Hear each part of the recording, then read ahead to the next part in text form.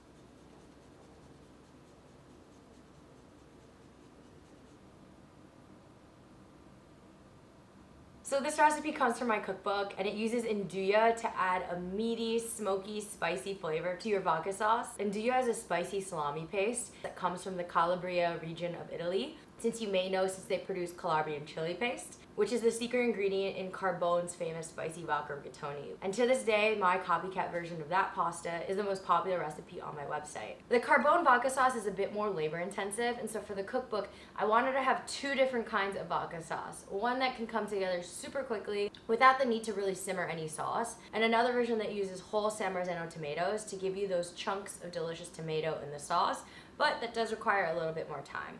And so I'm showing you how to make both versions. So this is the smoother version that just uses tomato paste, and this is the chunkier version that also uses whole tomatoes that are simmered along with the tomato paste. And both of these, of course, use the Indulgent as a one-stop ingredient to add spice, savoriness, depth of flavor, and a bit of that smoky flavor that really makes this vodka sauce so freaking delicious. So for the sauce that uses San Marzano tomatoes, I ended up making double what the recipe in the cookbook calls for, since I wanted to make extra sauce for my burrata top crispy skillet pizza. And I also wanted to show you how to make one individual portion. All you have to do is divide the recipe, and you can easily make a portion for one, which is how I made the quicker, smoother sauce. Now let's do a direct comparison of the two. And the real difference in terms of the chunky sauce and the smooth sauce is using whole tomatoes. So I personally love having those bites of San Marzano or other really good quality tomatoes like Bianco, or anything from that says like Vesuvia on it is usually a very good Italian tomatoes as well. You want to start simmering the sauce before you start cooking the pasta. That way, by the time the pasta is done cooking, your sauce should also be done. If you want all the exact measurements and timings, make sure to pick up a copy of my cookbook. So here we have the chunky one.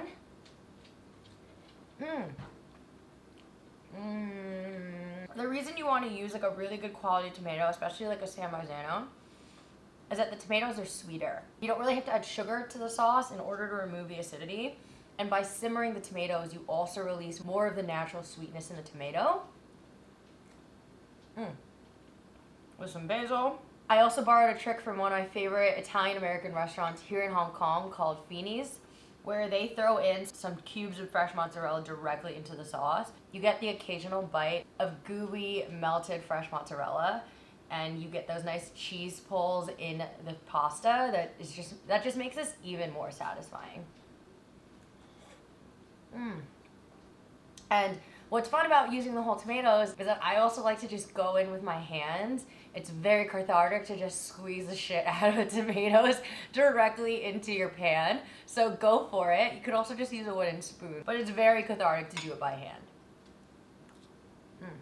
And now we have our version with the smoother sauce. It's a little bit more glossy since there's not as much of those tomato fibers in the sauce. But both versions have got that cheese. Ooh. Yes. Okay. That was a big bite of cheese. It's still so good, thanks to the Indulgent. When you make the smoother, quicker sauce, you don't have to start the sauce until after you start cooking the pasta. It does cut out like 10 to 15 minutes out of the cooking time. If you want to speed it up even more or make it even smoother, you can use a shallot instead of an onion, since a minced shallot will be a little bit finer than a diced onion. Either way though, you're gonna get those delicious, savory allium flavors. Just makes it so good. And in terms of the difference in color, I didn't actually measure the cream for the individual portion of the smooth sauce. I just added a little more cream by accident. But it's really up to personal preference as well in terms of how creamy you want the sauce. Feel free to reduce or add more cream as you wish. And then you can use pasta water to get your sauce to the consistency that you want. I do personally prefer the version that uses San Marzano tomatoes. It just has a bit more of the tomato flavor, and I just love those chunks. Especially when you use a good quality fusilli like this one, those chunks of tomato get like trapped in the ridges of the pasta. You're getting really satisfying bites every time. And this particular fusilli especially, it's a bit thicker and it has these ridges that almost fold over each other. And so the mouthfeel is incredible since you're kind of having layers of pasta as you take bites of it. So good. So simple, so good, and you don't have to spend $30 US on one plate of pasta. Make sure to pick up a copy of my cookbook, Indulgent Eats at Home, for the full recipe. And don't forget to like and subscribe for more. See ya! Yeah! Good boy!